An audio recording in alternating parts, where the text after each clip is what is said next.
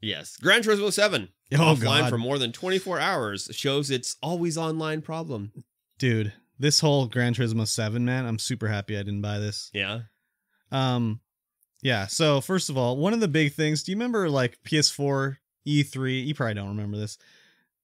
PS4, Xbox One, E3 press conference. Microsoft comes out with all their bullshit. Like, it's always going to be online. You put the disc in one time, you don't have to put the disc in again. It's like a one-time use disc, blah, blah, blah. Sony makes a big thing. Oh, and it's always, you have to be always connected. So it can, this is security check. Oh, yeah, blah, blah. I remember that. PS4 comes out and is like, here's how you trade a game with your friend. And he gives a disc to the guy. Crowd goes wild. Like, brilliant. Like, you don't need to be online, all this stuff. GT7, have to be online. That's weird. Single player or multiplayer. Single player doesn't, you have to be online. And it's just like, oh, that's so lame if you're single player only. So that's part of the problem is they brought out this update and it was like something wrong with it on like actual consumer versions of PlayStation 4 and 5, which they didn't test it on apparently. They did it on their test units and it worked fine. So there's some problem and they wanted to make it so there's no problem with corrupted save files. Yeah. So they took it down so no one could play for 24 hours, single player or multiplayer, super lame. But then they also reduced how much credits you earn on these races. And they released these new cars into the thing. Like they are adding new cars. They're expensive, like real life cars. Like there's a McLaren, right? Expensive car. Yeah. But it still costs like $18 million in the game. You would have to play. I was reading, guys were on the Reddit were talking about how much it would take to get this car. And you would need to run 400 races in first place to get enough money to buy this car in-game with in-game currency, right? Wow. But you can buy the currency in the game through the PlayStation Store. Yeah. This car would cost $185 of real dollars, right? Real dollary. So, and there's other things too, is like people buy it. No, yeah, of course. But it's like, this is like monetization of a free-to-play game that they're going for here, which is total baloney because this was a $70 game. There's also a thing in the game where you can have 20 million credits. That's the cap. You can't earn anymore. So if you wanted to, but you have to spend it, right? Yeah. Which 20 million is like nothing costs that much, right? Yeah. Like the most expensive car was 18 million. But the thing is like if you buy the money, you can have more than 20 million. So it's just like, just not good.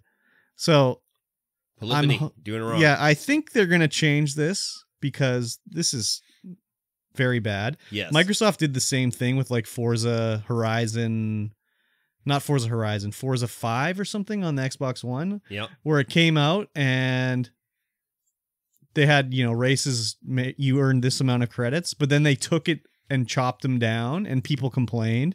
So they put them all back up and fixed it because again, it was like this paid for game was being treated as a free to play, which is, fucking just the worst, man. Yes. It's just the worst. So, yeah, I don't know. I'd be pretty fucking pissed if I was just like, I just want to play Gran Turismo offline. Like, but I can't because everything's down. That's dumb. That's just, oh man. That's so dumb. I haven't just be able to go for a single player race. The last GT I bought was on the PS2, so it's been a long time since I played a Gran Turismo. But it's Forza kind of just took over for me. Like, I don't know if the racing simulation is as realistic as in GT, but it doesn't matter to me, really. Like, it was probably more because Forza just comes out every year. Like, if I want a new Forza, there's a new Forza. Yeah. I mean, now they don't. They come out every other year because they alternate between Forza Horizon and Forza. Yeah. Whereas GT, it's GT7 from like 19. It's taken them 20 plus years to get to GT7. Yes. So, I mean, the last game I played like that was 2.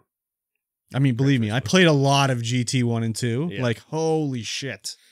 But that was like a different era. It's definitely a it's different era. definitely, if you compare like Forza Horizon to GT, it's kind of crazy the sort of opposite ways they go. Like you can pay money and shit in Forza Horizon to get faster stuff, but like every time you race in Forza Horizon, it's like you're getting another car, you're getting another thing to wear. Like it's just giving you shit all the time. But if you want to get more stuff faster, you can pay for it, right? Yeah. So they've kind of got it figured out that way after they stumbled with Forza 5, where they kind of like really had it again. It was the same thing where like we want to create like this is a special car, so you have to work at it. So it costs like this much money in game. It takes you like 100 hours to earn it. But if you want to give us $50, oh, you can just buy it today. Yeah. Same thing with Star Wars Battlefront when it came out, where they were like, Battlefront was the worst. Where they were like, oh, we wanted to make it like a, you feel some prestige because you've unlocked Darth Vader. And it's just like, what the fuck? Just let me have Darth Vader. Like, geez, I already paid $70 for this game. Like, make it so I can unlock Darth Vader in like a week, not like months and months. It's crazy. Yeah. So, yeah, I don't know. Maybe when PlayStation unveils their like Game Pass thing, I'll play GT7 on there. But I mean, again, I hate to harp on Sony, but I think they'll fuck up their Game Pass thing and you won't be able to play GT7. It won't launch day and date on their Game Pass. You'll have to wait. It just seems like Sony might do something like that. Yeah, I don't know. Yeah, I don't know. Dumb. We'll see. We'll see.